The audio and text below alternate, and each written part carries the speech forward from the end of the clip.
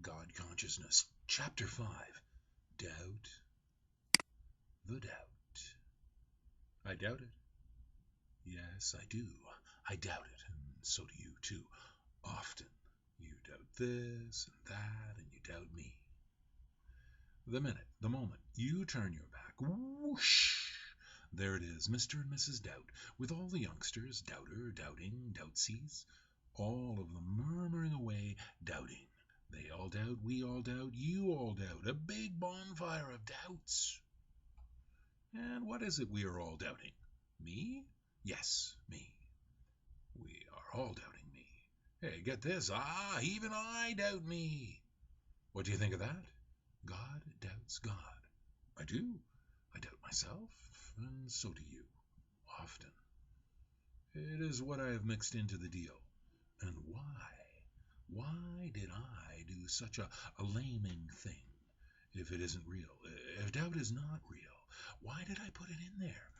Why do you experience doubt about me? How can you know? I mean, if all this stuff about me wanting you to know me is so true, how come I just don't how come I just don't come into everyone's mind and reveal myself? Better yet, why don't I just do something spectacular and manifest myself so everyone can see me, hear me, all of that? What is it that I have to play so hard to get? Don't I really want you to know me? After all, that's what I told you, right? All these prophets and other freaks come along with these big words and big deals and stir everybody up, confusing normal people with this perspective of divinity and proclamations of a spiritual nature.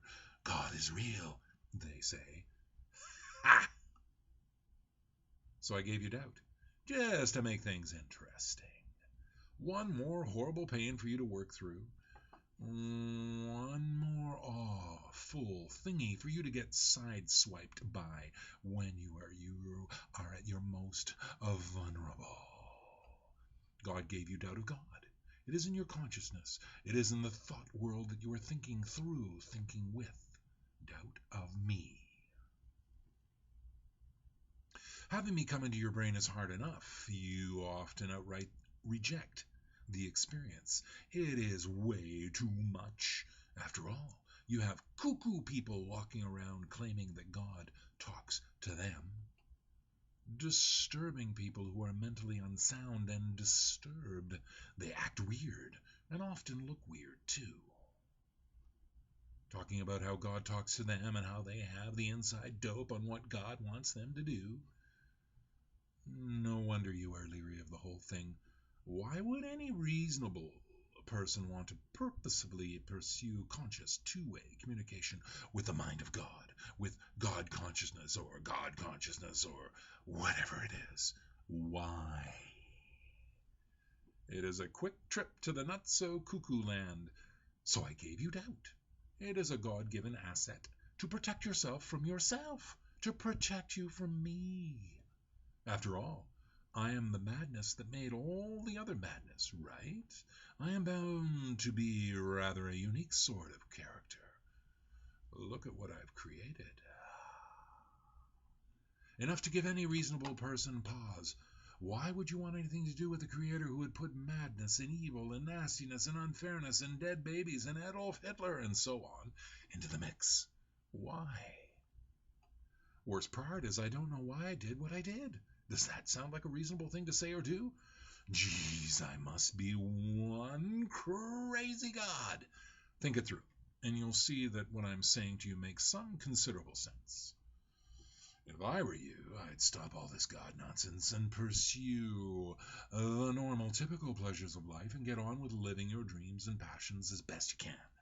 Put me out of your mind before you are driven crazy by all the conundrums and contradictions that go with having me around to bug you about your destiny and how you can do this or that and how much I want you to really, really, really know me. But hey, I am here, doing my knitting by the cosmic fireplace, wondering why I bother with worms and birds and apples and galaxies and so forth, why I bother with the likes of you. You think you were made in my image? Ha! I doubt it. Nothing was made in my image. Here it goes with that nothing thing again. What do I do when doubt? What do I do when I doubt myself as I ask for guidance and get out of the way?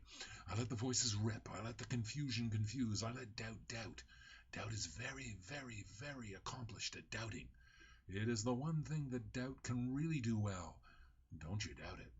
That doubt stuff is really powerful.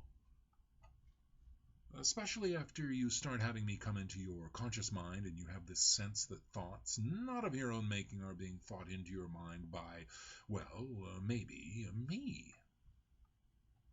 And how do you distinguish between the real me thinking into your thoughts and some other source thinking into your thoughts?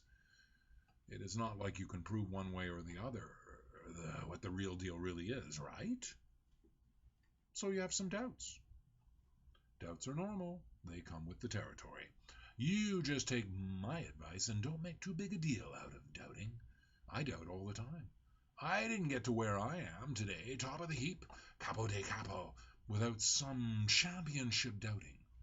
And what I go ahead and doubt is the doubt. I doubt it to death. I doubt into the doubt grave. But you cannot do that. Even if you try really, really, really a lot, the doubt will always come back and start doubting, and it will present you with an alternative view. Who is to say that that isn't perfectly okay? And furthermore, this other series of thoughts that doubt me and lead you to a more stable and normal existence isn't the true nature of what is really going on? Well, me, for one, and maybe you too. I am a mystical, mysterious sort of deal. There isn't a lot of stuff that I can do to prove any of this God consciousness stuff is really real. After all, most of it is just stuff in your head. I could try telling you about the origin of the cosmos and how do you explain that, and hey, what about the fact of how something grows out of the dirt, and isn't that proof of my existence? Stuff like that. Stuff you are used to hearing about as an explanation as to why there is a God. You'd probably be better off without this God consciousness stuff. Then you could be normal and relatively secure. You could have a fun life. After all, I am so moody and serious and wanting you to have no fun at all. You have to go around and be all godlike all the time, if you believe in God. And worse yet, if God is thinking thoughts directly into your mind. So that's why doubt exists. It exists because it is needed, is required. It will help you to come to understand the difference between me and some other not me. But since it is all me to begin with, how can you ever know what is the real me? How can you know God thoughts coming from me into your mind? Doubt. Doubt is the way. Doubt will shut the whole deal down and return you to that superior state of mind thought where you were rejecting me from your conscious thinking. I gave you a doubt as a favor to you. Some favor.